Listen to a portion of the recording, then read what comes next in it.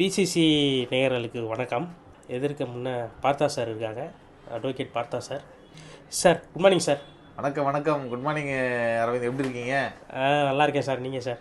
நல்லா இருக்கேன். எங்கே ரொம்ப நாள் ஆளை காணோம். ஆமாம் சார். சரி சார். சார் அதாவது என்டிஏ கூட்டணி நிலை என்ன சார்? இப்போ நிறையா பயங்கரமாக போயிட்டுருக்கு சார். அதாவது என்டிஏ கூட்டணி ஏறுமுகம், அவ்வளோதான். இதுதான் உங்களுக்கு பதில். ஒரே வரியில் சொல்லணும்னா என்டிஏ கூட்டணி ஏறுமுகம். இன்றைக்கு வந்து பார்த்தீங்கன்னா மதுராந்தகத்தில் வந்து பார்த்தீங்கன்னா இந்த கூட்டணி கட்சிகளை ஒருங்கிணைச்சு மோடி தலைமையில் வந்து மாநாடு போட்டாங்களோ அதிலிருந்தே வந்து பார்த்தீங்கன்னா என்டிஏ கூட்டணி ஏறுமுகத்தில் தான் இருக்கிறது. எப்படி சொல்கிறேன்னா, இதுக்கு முன்னாடி வந்து பார்த்தீங்கன்னா ஒரு ஷேப்பே இல்லாமல் இருந்தது. அதிமுக பாஜக மட்டும் 2 கட்சிகளுமே இருந்தது என்டிஏ கூட்டணியில் தமிழகத்தை பொறுத்த மட்டிலும். அந்த ஆஃப்டர் மதுராந்தகம் மீட்டிங்க்கு அப்புறம் தான் வந்து பார்த்தீங்கன்னா ஒரு ஃபுல் ஷேப்புக்கு வந்து பார்த்தீங்கன்னா என்டிஏ கூட்டணி வந்துருக்குதுன்னு சொல்லலாம். குறிப்பாக வந்து பார்த்தீங்கன்னா டிடிவி ரொம்ப நாட்களாகவே கடந்த 4-5 தேர்தலில் வந்து பார்த்தீங்கன்னா டிடிவி, ஓபிஎஸ் உள்ளிட்ட வந்து அதாவது பிரிந்து கிடந்த அதிமுக அப்படின்ற ஒரு விஷயம், இதனாலேயே வலுவிழந்த அதிமுக அப்படின்ற ஒரு விஷயம் பரவி கிடந்தது. அதாவது பிரிந்து கிடந்த அதிமுக, இதனாலே இந்த காரணத்தாலே வலுவிழந்த அதிமுக. இதுவே வந்து பார்த்தீங்கன்னா உளவியல் ரீதியாகவும் சரி, மக்கள் மத்தியிலும் வந்து பார்த்தீங்கன்னா அந்த கட்சி பலமிழந்து காணப்பட்டது. எந்த ஒரு கட்சி ஜெயிக்காதுன்னு நினைக்கிறாங்களோ அந்த கட்சிக்கு மக்கள் ஓட்டு போட மாட்டாங்க. எப்பயுமே வந்து பார்த்தீங்கன்னா இது ஒரு எலெக்ஷன் சைக்காலஜின்னு சொல்லலாம். ஒரு தேர்தல் உளவியலாகவே இது பார்க்கப்படுகிறது. யார் அதாவது தோக்க போறவங்களுக்கு எதுக்குப்பா ஓட்டு போட்டுக்கணும், அந்த கட்சிக்காரன் அவனுக்கு ஓட்டு போடுவான். இப்போ திமுகனா திமுக, அதிமுக ஒவ்வொரு கட்சிக்கும் ஒரு ஓட் பேங்க் இருக்குது. அந்தந்த கட்சிக்காரங்க அந்தந்த கட்சிக்கு ஓட்டு போடுவாங்க. அதை தாண்டி வெகுஜன மக்களாக பொதுமக்களாக இருக்கக்கூடிய மக்கள் வந்து யார் ஜெயிப்பாங்க, ஜெயிக்கிறவங்களுக்கு ஓட்டு போடுவோம் அப்படின்ற ஒரு உளவில் இருந்துகிட்டு இருக்குது நமக்கு. அதே போலவே வந்து பார்த்தீங்கன்னா கடந்த ஒரு 4-5 தேர்தலே அந்த பிரிந்து கிடந்த அதிமுக, அதனாலேயே வலுவிழந்த அதிமுக அப்படின்ற ஒரு விஷயம் இருந்தது. ஆனா இன்றைக்கு வந்து பார்த்தீங்கன்னா அந்த பிரிந்து கிடந்த அதிமுக ஒன்று சேர்ந்து இருக்கிறாங்க. அது ஒன்று சேர்ந்து நல்ல விஷயம், ஆரோக்கியமான விஷயம். அதில் வந்து நிறைய பேர் ஒர்க் பண்ணிக்கிறாங்க. நிறைய பேர் தன்னுடைய ஈகோலாம் விட்டுட்டு வந்திருக்கிறாங்க. அவருடைய ஒற்றை கோரிக்கையா என்ன சொல்றாங்கன்னா, எல்லாருமே இப்ப டிடிவி கூட அன்னைக்கு கூட்டத்திலே பேசுறதுன்னா, அம்மாவின் ஆட்சியை நாங்க கொண்டு வர விரும்புறோம், அதனால நாங்க என்டிஏ ஆதரிக்கிறோம். இது ஒரே லைன் தான். தேர்தலில் வந்து பாத்தீங்கன்னா பழைய பழமொழி தான் அது, வந்து எவர் கிரீனா இருக்குது.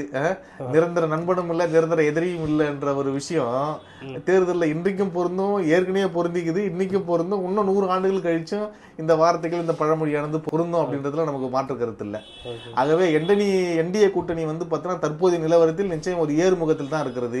ஏன்னா டிடிவி வருகை, பிஎம்கே வருகை, மற்ற கட்சிகள் எல்லாமே ஒருங்கிணைச்சு கிட்டத்தட்ட ஒரு 7-8 கட்சிகள் வந்து பார்த்தீங்கன்னா இன்னைக்கு ஒரு கூட்டணியில் இருக்கிறாங்க.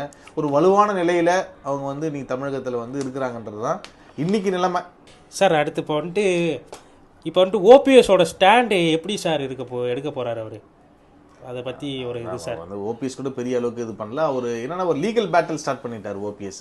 அதாவது அவர் வந்து ஏடிஎம்கே கிளைம் பண்ற முயற்சியில் இடங்கிறதுனால வந்து பார்த்தீங்கன்னா இன்னும் கூட 2-3 வழக்குகள் வந்து பெண்டிங்கில் இருக்குது, அவர் போட்ட வழக்குகள். அதனால இவரை காட்டிலும் ஓபிஎஸ்ஐ காட்டிலும் வந்து பார்த்தீங்கன்னா டிடிவி வந்து பார்த்தீங்கன்னா அதிக அளவு நேரடியாக உணர்ச்சி வசப்பட்டு பொது இடங்களில் பேட்டி கொடுத்ததுலாம் நம்ம. ஆனால் தற்போது எல்லாத்தையும் மறந்துட்டு நாங்கள் வந்து பார்த்தீங்கன்னா அண்ணன் தம்பி எங்களுக்குள்ள கருத்து வேறுபாடு இருந்துச்சு, நாங்கள் வந்து நான் செட்டில்டு, அவ்வளோதான்.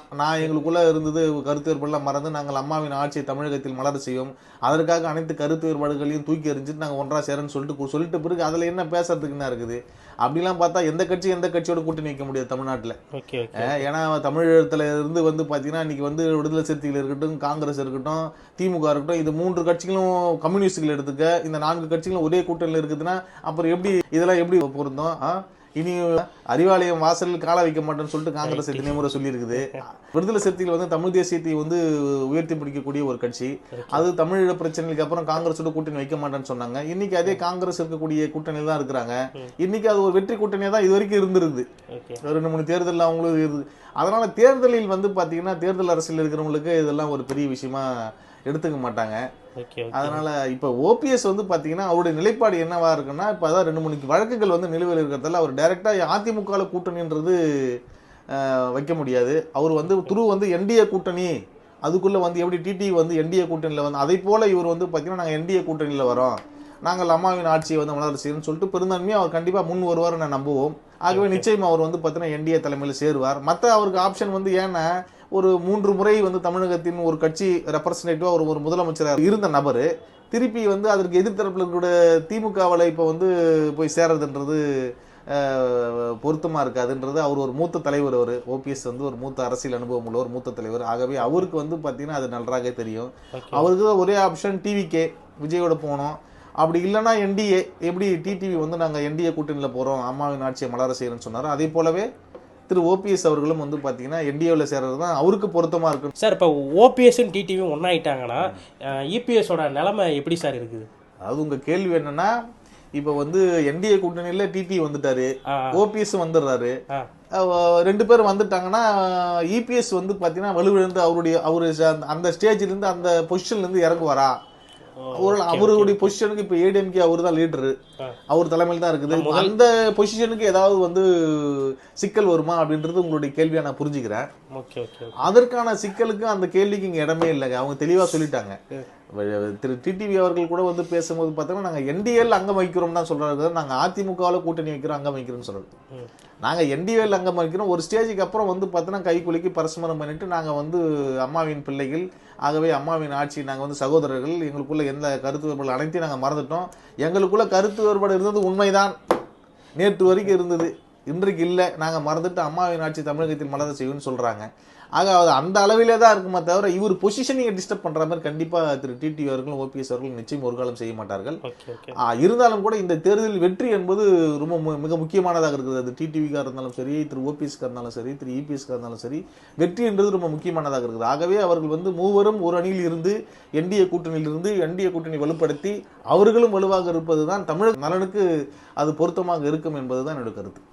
Okay sir. சார் அடுத்த கேள்வி என்னென்னா, சார் டிஎம்டிகே வந்துட்டு இப்போ லேஸ்டாக ஏடிஎம்கே தான் சப்போர்ட் பண்ணுறாங்க சார். இப்போ அம்மா காலத்தில் வந்து கொஞ்சம் அவங்களுக்குள்ள ஒரு இது, அம்மா விஜயகாந்த் ஐயா அவர்கள் வந்துட்டு கான்ஃபிளிக்ட் இருக்கும். இப்போ வந்துட்டு திரு விஜயகாந்த் அவர்கள் வந்து பார்த்தீங்கன்னா ஏடிஎம்கே கூட்டணி வச்சு தான் எதிர்கட்சி தலைவராக வந்தார். ஆமாம் ஆமாம் ஆமாம். ஆகவே அதனால வந்து இது ஒரு நேச்சுரல் அலைன்ஸுங்க. என்டிஏ கூட்டணியில் தேமுதிக வருது ஒரு நேச்சுரல் அலைன்ஸாக இருக்கும். ஏன்னா அவங்க ரொம்ப நாள் கட்சி ஆரம்பிச்சிருந்து ரொம்ப நீண்ட நாட்களாக அவங்களுடைய வளர்ச்சி எல்லாமே ஏடிஎம்கேல தான் இருந்திருக்குது. அதனால என்டிஏக்கு வர்றது தான் என்னது டிஎம்டிகேக்கு வந்து பார்த்தீங்கன்னா தேமுதிகவுக்கு அதுதான் பொருத்தமான ஒரு நேச்சுரல் அலைன்ஸாக அப்படி தான் இருக்கும். ஆனால் வந்து என்னன்னா இன்னும் எதுவும் டிக்ளேர் பண்ணலை. அவர் இருதரப்புமே பேசுறாங்க, திமுக கூட அதிமுக இருதரப்புமே அவங்க கிட்ட பேசிட்டு இருக்காங்க. பட் அவங்களுடைய நிலைப்பாடு ஒன்றும் எதுவும் டிக்ளேர் பண்ணாத சூழ்நிலை தான் இருக்குது. ஆனால் இது ஒரு நேச்சுரல் அலையன்ஸாக வந்து பார்த்தீங்கன்னா என்டிஏ கூட்டணி தான் அவங்களுக்கு அமையும் அப்படின்றது தான். இப்போ மேக்ஸிமம் நேற்று கூட வந்து பாருங்க, ஜெயக்குமார் அவர்கள் வந்து பார்த்தீங்கன்னா ஆளுநர் டீ பார்ட்டியில் பிரேமலதா அவங்க தம்பி சகோதரர் கூட பேசி இருக்கும்போது கூட சொன்னார், என்ன பேசுனீங்கன்னா அம்மா பேசணும், மகிழ்ச்சியாக பேசணும், டீ குடித்தோம், சந்தோஷமான விஷயத்தை பகிர்ந்துக்கிட்டோம் அப்படின்னு சொல்லியிருந்தார். ஆகவே வந்து பார்த்தீங்கன்னா அது ஒரு நேச்சுரல் அலைன்ஸ் சார். நீங்கள் வந்து தேமுதிக வந்து என்டிஏ கூட்டணிக்கு வர்றது ஒரு நேச்சுரல் அலைன்ஸ். அதனால் இங்கே வர்றது தான் அவங்களுக்கு பொறுத்து வரும். தமிழ்நாட்டு ரெண்டாவது இது எல்லாமே தமிழ்நாட்டு மக்களை வந்து மக்கள் நலம் சார்ந்து தான். ஒரு அரசியல் கட்சி என்பது வெறும் அரசியல் கட்சி சார்ந்து இயங்கக்கூடாது. அரசியல் கட்சி அவருடைய வெற்றி தோல்விகள், அதாவது ஒரு கட்சியை மட்டும் பாதிக்காது. ஒரு கட்சியோட வெற்றி தோல்வி அந்த கட்சியை மட்டும் பாதிக்காது, அதை தாண்டி தமிழக மக்களையும் பாதிக்கும். ஆகவே இப்போ இருக்கக்கூடிய என்டிஏ கூட்டணியை வந்து தேமுதிக சேர்ந்து வலுப்பெறும். Okay sir. இப்போ வந்துட்டு என்டிஏ வந்து ரொம்ப வலுவாக இருக்காங்க சார், அதாவது ஸ்ட்ராங் பொசிஷன் இருக்காங்க சார். இது டிஎம்கே எப்படி சார் வந்து எதிர்கொள்ள போகிறாங்க சார்? சார் அவங்களும் வந்து ஏற்கனவே 2-3 தேர்தலில் தொடர் வெற்றிகளை கண்டவர்கள். திமுக வந்து கூட்டணி தமிழகத்தில் வந்து பலமாக இருக்குது. அவங்க அந்த கூட்டணி வந்து பார்த்தீங்கன்னா இன்டாக்டாக அப்படியே இருக்கிறாங்க. அப்படிங்கிறது வெளியே போகிறது வர்றது அந்த மாதிரி எந்த விஷயங்களும் நடக்காமல் அவங்க ஏற்கனவே இருந்த கூட்டணி ஒரு வெற்றி கூட்டணியாக 2-3 தேர்தலில் அப்படியே இருந்திருக்கிறாங்க, இது வரைக்கும் இருந்துட்டு இருக்காங்க. ஆனால் இனி வரப்போகிற அந்த 2026 எலெக்ஷனுக்கு வந்து பார்த்தோன்னா அந்த கூட்டணி அப்படியே இருக்குமா, அப்படியே அந்த கூட்டணி ஒன்றாக இருந்தாலும் கூட அது வெற்றி கூட்டணி அமையுமான்ற ஒரு கேள்விக்குறி இருக்கத்தான் செய்யுது. ஏன்னா தேர்தல் என்பது வந்து பார்த்தீங்கன்னா எப்பயுமே ஒரு என்ன சொல்றது, ஒரு சூதாட்டம் மாதிரி சார். அதை எதுவும் கணிக்க முடியாது நம்ம. ஆமாம், நேற்று வெற்றி அடைஞ்சவங்க இன்னைக்கு வெற்றி அடைவாங்க, இன்னைக்கு வெற்றி அடைஞ்சவங்க நாளைக்கு வெற்றி அடைந்த மாதிரிலாம் எதுவும் கணிச்சு சொல்ல முடியாது. அது ஒரு சூதாட்டம் மாதிரி. எப்போ என்ன நடக்கலாம் தெரியாது, ரிசல்ட் வந்த பிறகு தான் தெரியும். இன்னைக்கு ஸ்டேஜில் வந்து பார்த்தீங்கன்னா அவங்களும் வலுவான ஒரு இதில் தான் இருக்கிறாங்க. கூட்டணியில் எந்த விரிசல், காங்கிரஸ் கூட வெளியில் போகுது, விஜய் கூட பேசுகிறாங்க, கொஞ்சம் அங்கங்கே சலசலப்பெலாம் இருந்தது. அந்த கட்சியின் காங்கிரஸ் கட்சியின் மூத்த தலைவர் திரு வேலுச்சாமி அவர்கள் கூட அங்கே பொது சிறு விஷயங்கள்லாம் பேசின்னு வந்தார். திமுகவோடு எங்களுக்கு வந்து பார்த்தீங்கன்னா பெரிய அளவில் உடன்பாடு இல்லை, கூட்டணி வைக்கிறதுல அப்படின்ற மாதிரி வெளிப்படையாகவே பேசியிருந்தார். அதெல்லாம் கடந்து கூட இன்னைக்கு வந்து அஃபிஷியலாகவே அவங்க வந்து டிஎம்கேல தான் அலைன்ஸில் தான் இருக்கிறாங்க. காங்கிரஸ் வந்து அஃபிஷியலி அலைன்ஸ் வித் டிஎம்கே தான், அதில் ஒன்றும் மாற்று கருத்து இல்லை. அதனால் அவங்க கூட்டணியும் கொஞ்சம் நல்ல வலுவான ஸ்டாண்டர்டில் தான் இருக்குது. ஆனால் இனி போக போக காலங்களில் அது அப்படியே இருக்குமா இல்லை அங்கேருந்து யாருன்னா வெளியேறி போவாங்களா அப்படின்றத பொறுத்து தான் அவங்க நிலை என்னன்றதை நம்ம கணிக்க முடியும் சார். Okay sir. சார் தேர்தல் முடிவு எப்படி சார் இருக்கும்? அதுதான் உங்களுக்கு இப்பயே சொல்லிட்டேன் நான். தேர்தல் முடிவு தேர்தல் என்பது ஒரு சூதாட்டம் போன்றது சார். அதை நம்ம கணிக்க முடியாது. அது ஆமாம், அது திட்டங்கள் மூலமாகவோ இலவசங்கள் மூலமாகவோ எதோ ரீசனுக்காக அது எல்லாமே சின்ன சின்ன பார்ட்டு தான். Okay okay. இப்போ பார்த்தீங்கன்னா சில பேர் இலவசங்களை அறிவிக்கிறாங்க. ஓகே. இப்போ ஒரு சில இப்போ 2006 எலெக்ஷனில் பார்த்தீங்கன்னா 2006 2011 திரு கலைஞர் இருக்கும்போது தேர்தல் அறிக்கை அறிவிச்சார். அந்த தேர்தல் அறிக்கை தான் அந்த தேர்தலின் ஹீரோன்னு சொல்லியிருந்தார், கதாநாயகன். தேர்தல் அறிக்கை தான் தேர்தலின் கதாநாயகன். ஏன்னா அந்த அளவுக்கு பார்த்தீங்கன்னா இலவச டிவி, இலவச அந்த மாதிரி விஷயங்கள், ரொம்ப லேப்டாப்பு, அந்த மாதிரி நிறைய விஷயங்கள் இப்போ ரீச் ஆச்சு. அப்போ ஆமாம், இப்போ கூட நிறைய லேப்டாப் கொடுத்துருக்காங்க. எலெக்ஷன் இப்போ ஃபைனல் முடியும் போது கொடுக்குறாங்கன்ற விமர்சனம் கூட வருது அதில். ஆகவே பார்த்தீங்கன்னா நாம அதை கணிக்க முடியாது. எப்படி ஒவ்வொரு எலெக்ஷன்ல ஒவ்வொரு ஃபேக்டர்ஸ் ஒர்க் ஆகும். இப்போ எப்படி 2006 அந்த தேர்தல் அறிக்கையே ஒரு கதாநாயகன் சொல்லி இது பண்ணாங்களோ அந்த மாதிரி ஒவ்வொரு எலெக்ஷனில் ஒவ்வொரு எப்படி 1967 திமுக வரும்போதுக்கு பார்த்தீங்கன்னா இந்தி திணிப்பு, வறுமை, இதெல்லாம் ஒரு காரணங்களாக ஒரு ஃபேக்டர்ஸாக இருந்தது அன்றைக்கி. அதனால் ஆளுங்கட்சியில் இந்த காங்கிரஸ் எவிக் பண்ணி திமுக வந்துச்சு. அப்போ ஒவ்வொரு தேர்தல்களிலும் ஒவ்வொரு ஃபேக்டர்ஸ் ஒரு பெரிய ஒரு மேஜர் ரோல் ப்ளே பண்ணுது. ஆகவே இந்த எலெக்ஷனில் பார்த்தீங்கன்னா இப்போ 2026 எலெக்ஷன் என்பது நிறைய விஷயங்களை உள்ளடக்கியதாக இருக்குது. தமிழ்நாட்டை பொறுத்த மட்டிலும் பார்த்தீங்கன்னா வேலையில்லா திண்டாட்டம் இன்னைக்கு அதிகமாக இருக்குது. போதைப் பொருள் இன்னைக்கு அதிகமாக இருக்குது. அந்த விஷயங்கள்லாம் இருக்குது. ரெண்டாவது, தமிழ்நாட்டு கடன் இப்போ அதிகமாக இருந்துச்சு. அதே கூட்டணியில் இருக்கிற கட்சியே சொல்றாங்க. அதே காங்கிரஸ் கட்சியை சேர்ந்த திமுக கூட்டணியில் இருக்கக்கூடிய நபர்களே 10 மடங்கு பார்த்தீங்கன்னா அதிகமாக இவர்கள் 5 ஆண்டுகளில் 10 மடங்கு கடன் வாங்கியிருக்கிறாங்க. தமிழ்நாடு அரசு அதிக கடன் வாங்கியிருக்குது அப்படின்னு சொல்றாங்க. ஸோ அதற்கான வட்டியை நம்ம பார்த்தோன்னா டோட்டல் ரெவன்யூல பர் இயருக்கு நமக்கு என்ன ரெவன்யூ வருது, அந்த ரெவன்யூல 21% பார்த்தோன்னா வி ஆர் பேயிங் இன்ட்ரெஸ்ட். எப்படி அவுட் ஆஃப் 100ல வி ஆர் பேயிங் 21% ஆஃப் இது பார்த்தீங்கன்னா ஷேர் நம்ம இன்ட்ரெஸ்டாகவே நம்ம பே பண்ணுறோம் அப்படின்னு சொல்கிறாங்க. ஸோ எதுக்கான நம்ம வாங்கின கடனுக்கு இவ்வளோ வட்டி செலுத்தினா எப்படி நம்ம வளர்ச்சி மாநிலமாக இருக்க முடியும் அப்படின்ற கருத்தை நம்ம யாரும் வெளியில் இருக்கிறவங்க யாரும் சொல்லலை. அந்த கட்சியில் அந்த கூட்டணியில் இருக்கிற நபர்களே பேசுகிறாங்க, வெளிப்படையாக பேசுகிறாங்க. ஸோ இந்த மாதிரி விஷயங்கள்லாம் பார்த்தீங்கன்னா பேசு பொருளாக இருக்குது. ஸோ இதெல்லாம் எலெக்ஷனில் ரிஃப்ளெக்ட் ஆகும். இதை எப்படி அதற்கு எதிர்த்தரப்பாக இருக்கக்கூடிய என்டிஏ கூட்டணி அது எப்படி மக்களிடையே வச்சு சேர்க்க போகிறாங்க, இதெல்லாம் பொறுத்து தாங்க தேர்தல் முடிவுன்றது இருக்கும். Let us see. ஓகே, பல்வேறு கேள்விகளுக்கு கரெக்டாக பதில் அளிச்சிங்க சார். ரொம்ப நன்றி. Thank you sir.